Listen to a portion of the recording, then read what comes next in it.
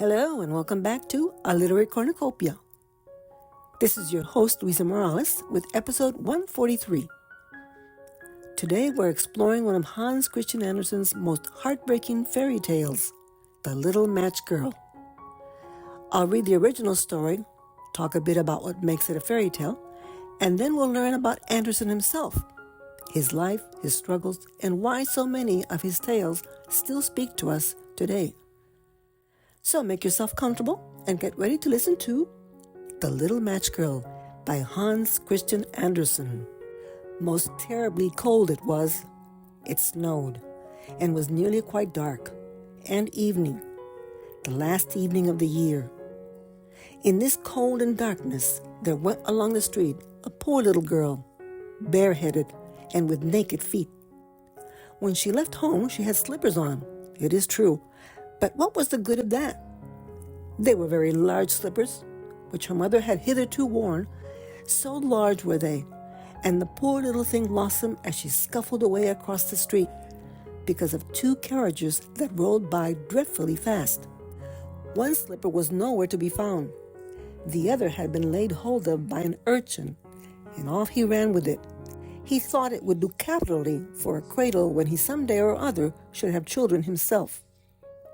So the little maiden walked on with her tiny naked feet that were quite red and blue from cold. She carried a quantity of matches in an old apron, and she held a bundle of them in her hand. Nobody had bought anything of her the whole livelong day. No one had given her a single farthing. She crept along trembling with cold and hunger, a very picture of sorrow, the poor little thing. The flakes of snow covered her long fair hair, which fell in beautiful curls around her neck. But of that, of course, she never once now thought. From all the windows the candles were gleaming, and it smelt so deliciously of roast goose, for you know it was New Year's Eve. Yes, of that she thought. In a corner formed by two houses, of which one advanced more than the other, she seated herself down and cowered together. Her little feet she had drawn close up to her, but she grew colder and colder, and to go home she did not venture, for she had not sold any matches and could not bring a farthing of money. From her father she would certainly get blows, and at home it was cold too, for above her she had only the roof, through which the wind whistled, even though the largest cracks were stopped up with straw and rags. Her little hands were almost numb with cold. Oh, a match might afford her a world of comfort, if she only dared take a single one out of the bundle, draw it against the wall, and warm her fingers by it. She drew one out. Whish! How it blazed! How it burnt! It was a warm, bright flame, like a candle, as she held her hands over it. It was a wonderful light. It seemed really to the little maiden as though she were sitting before a large iron stove, with burnished brass feet and a brass ornament at top. The fire burned with such blessed influence, it warmed so delightfully.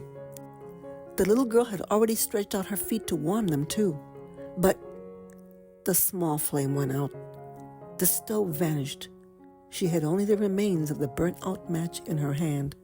She rubbed another against the wall. It burned brightly, and where the light fell on the wall, there the wall became transparent like a veil, so that she could see into the room. On the table was spread a snow-white tablecloth. Upon it was a splendid porcelain service, and the roast goose was steaming famously with its stuffing of apple and dried plums.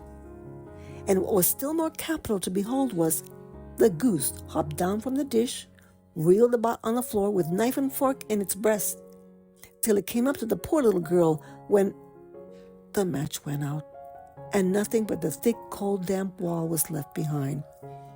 She lighted another match. Now there she was sitting under the most magnificent Christmas tree. It was still larger and more decorated than the one which she had seen through the glass door in the rich merchant's house.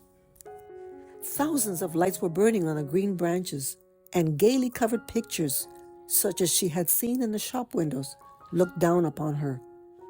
The little maiden stretched out her hands towards them when the match went out. The lights of the Christmas tree rose higher and higher. She saw them now as stars in heaven. One fell down and formed a long trail of fire. "Someone is just dead," said the little girl, for her old grandmother, the only person who had loved her and who was now no more, had told her that when a star falls, a soul ascends to God. She drew another match against the wall.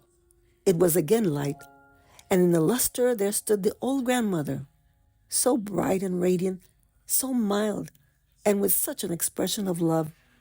"Grandmother," cried the little one, "oh, take me with you. You go away when the match burns out. You vanish like the warm stove, like the delicious roast goose, and like the magnificent Christmas tree." And she rubbed the whole bundle of matches quickly against the wall, for she wanted to be quite sure of keeping her grandmother near her. And the matches gave such a brilliant light that it was brighter than at noonday. Never formerly had the grandmother been so beautiful and so tall. She took the little maiden on her arm, and both flew in brightness and in joy so high, so very high, and then above was neither cold, nor hunger, nor anxiety. They were with God. But in the corner, at the cold hour of dawn, sat the poor girl, with rosy cheeks and with a smiling mouth, leaning against the wall, frozen to death on the last evening of the old year. Stiff and stark sat the child there with her matches, of which one bundle had been burnt. She wanted to warm herself, people said. No one had the slightest suspicion of what beautiful things she had seen. No one even dreamed of the splendor in which, with her grandmother, she had entered on the joys of a new year. The end. I hope you enjoyed this sad but wonderful tale by Hans Christian Andersen, which I just read to you. What makes The Little Match Girl so striking is its simplicity. A young girl wanders the snowy streets on New Year's Eve trying to sell matches. She's cold, starving, and afraid to return home. Every time she lights a match to warm herself, she's transported, briefly, into visions of warmth, love, and comfort. In her final vision, she sees her grandmother, and she follows her into a world free from pain. Although the tale is short, it contains many core fairy tale elements. An innocent child protagonist, a harsh world softened by magical visions, simple but powerful symbolism, light as hope, warmth as love, cold as indifference, and finally a transformation, a release from suffering. Andersen doesn't give us a traditional happily ever after, but he does offer the child a peaceful ending, which shows his unusual approach to fairy tales, mixing realism with a touch of the miraculous. Hans Christian Andersen's life helps us understand why he wrote stories like this one. He was born in 1805 in Odense, Denmark, to a shoemaker and a washerwoman. The family was poor, but Andersen's father read him stories and encouraged his imagination. When Andersen was just 11, his father died, and Hans had to support himself with odd jobs and factory work, experiences that gave him a first-hand understanding of hardship, loneliness, and the lives of the poor. At 14, he left home entirely and moved alone to Copenhagen, hoping to become an actor. He eventually found his way into writing, supported by patrons who recognized his talent and paid for an education he had never received as a child. Throughout his life, Andersen felt like an outsider because of his class background, his lanky appearance, and his unreturned romantic attachments. This sense of longing shows up again and again in his stories, especially the sadder ones. You can feel it in The Little Mermaid, The Ugly Duckling, and of course, The Little Match Girl. These are stories about characters who dream of belonging somewhere else, somewhere kinder. Andersen became internationally famous during his lifetime. He traveled wildly and met figures like Charles Dickens. But despite the recognition, he struggled with insecurity, always feeling he was on the margins of society. That emotional truth, his own lifelong search for acceptance, permeates his writing. He wasn't afraid to introduce deep feelings, tragedy, or complex ideas into stories meant for children, and that's part of why his tales resonate with adults too.